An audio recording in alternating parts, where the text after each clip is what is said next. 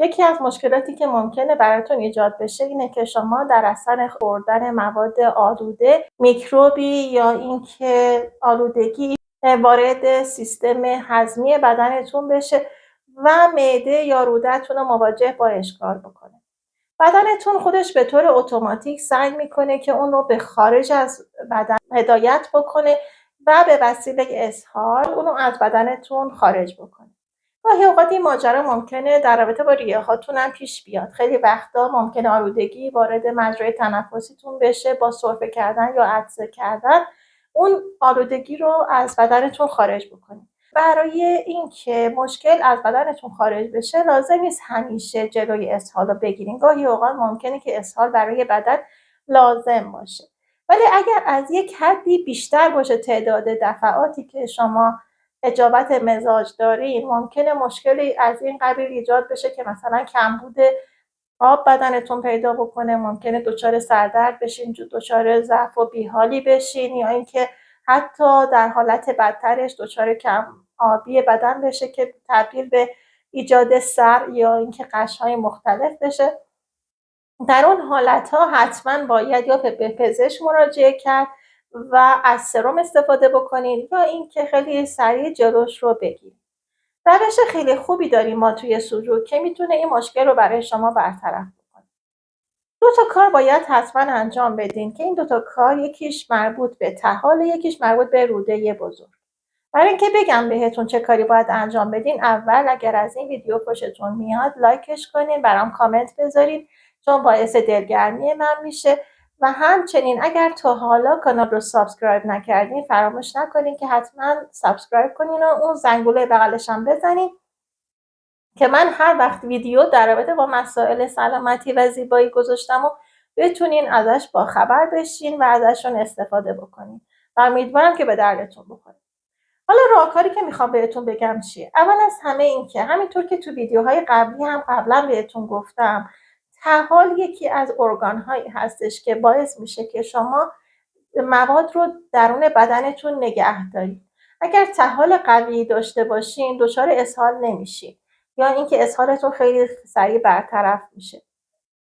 وقتی که طحالتون قوی باشه باعث میشه که اون موادی که داره از بدنتون دفع میشه و اون آبی که داره از بدنتون دفع میشه رو توی بدنتون نگه داره و بدنتون رو مواجه با مشکل نکنه. برای اینکه بتونین طحالتون رو قوی بکنین، کاری که باید انجام بدین ماساژ انطباق طحال هست. ماساژ انطباق طحال رو به این شکل که توی ویدیو میبینین انجام بدین و این کار باعث میشه طحالتون قوی بشه. کار دومی که باید انجام بدین کار کردن روی روده بزرگه. ولی برای کار کردن روی روده بزرگ، انرژی روده بزرگ در جهت عقربه‌های ساعت حرکت میکنه، باعث میشه که اون مواد کم کم به سمت خارج بدنتون انتقال پیدا بکنه و از بدنتون دفع بشه.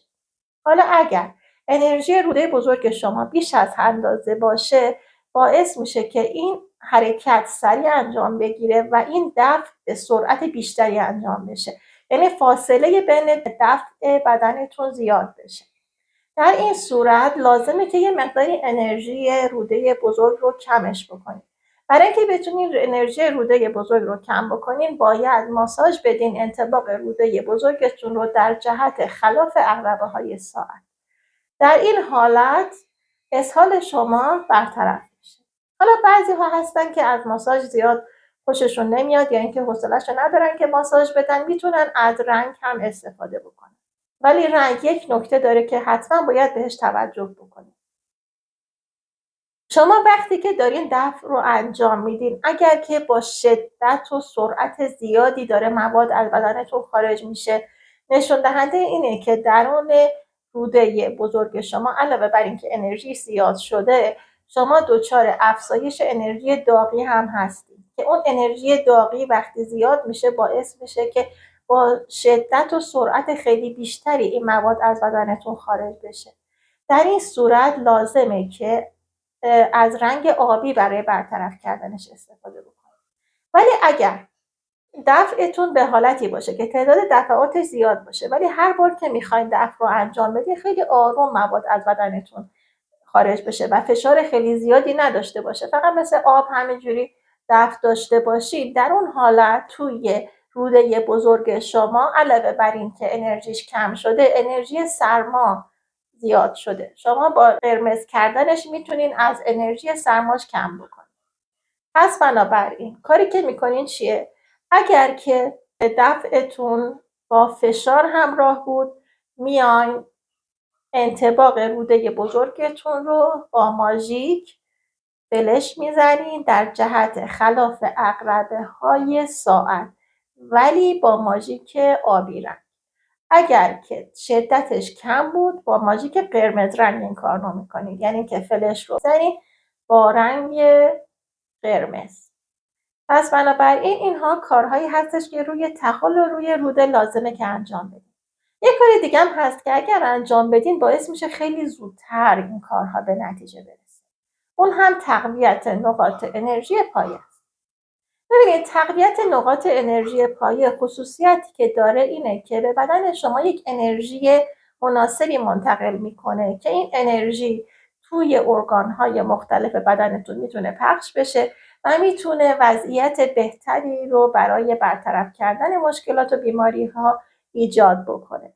پس بنابراین شما اگر تقویت نقاط انرژی پایه هم انجام بدین با رنگ قرمز یا اینکه با استفاده کردن از فلفل سیاه نکوبیده در صورتی که فشار خون بالا نداشته باشین و یا اینکه با استفاده از سیاه دونه اگر فشار خون بالا داشته باشین میتونین این مشکل رو بهترش بکنین. نکته مهم اینه که اگر که شما در اثر اسهال که دارین فشار خونتون پایین اومده باشه، با تقویت نقاط انرژی پایه با فلفل سیاه نکوبیده میتونین فشار خونتون هم ببرین بالا. حالا تمام این کارهایی که بهتون دارم میگم رو به مدت کوتاهی انجام بدین. اگر دیدین که مشکلتون حل نشد، حتما باید به پزشک مراجعه کنین. چرا؟ چون گاهی اوقات خود اسهال مشکل نیست. اسهال میتونه علامتی باشه برای یک بیماری مهمتر. بنابراین باید توسط پزشک بررسی بشه که ببینه دلیل این اسهال شما چیه. یا اینکه اگر شما اسهال هاتون با فاصله کوتاهی باشه، یعنی مثلا امروز دچار اسهال شدین، 2 روز خوب شدین، 2 روز بعد دوباره اسهال پیدا کردین، 2 روز بعدش دوباره اسهال پیدا کردین و این حالت مزمن پیدا کرد، به این نتیجه میرسین که احتمال این وجود داره که مشکل دیگه ای توی بدنتون وجود داشته باشه که این اسهال ها رو ایجاد میکنه. پس بنابراین باید حتما به پزشک مراجعه بکنید تا دلیل ایجاد چنین اسهال هایی رو متوجه بشین. بعد از اینکه دلیل ایجاد این اسهال ها رو متوجه شدین، اون وقت میتونین از طریق سوجوک یا از هر روش دیگه استفاده بکنید تا بتونین اون رو برطرف بکنید. پس حتما برای بررسی دلیل اسهال های زیاد به پزشک باید مراجعه بشه. استفاده کردن از سرم خوراکی هم توی خونه خیلی میتونه کمک بکنه به برطرف کردن مشکل، چون اون آبی که از بدن خارج شده لازمه که دوباره به بدن برگرده. یا اگر سرم خوراکی دوست نداشتین بخورین یا نتونستین، معدتون قبول نمیکرد، لازمه که حتما به پزشک مراجعه کنین برای اینکه سرم بهتون وصل بشه. پس این روشی که من میگم بیشتر برای اسهال‌های کوتاه مدتی هستش که توی منزل گاهی اوقات پیش میاد براتون که در حالت عادی ممکنه اصلا خیلی راحت با چای نبات شما برطرفش کنید. حالا این هم میتونه کمک بکنه که حالتون رو بهتر بکنه.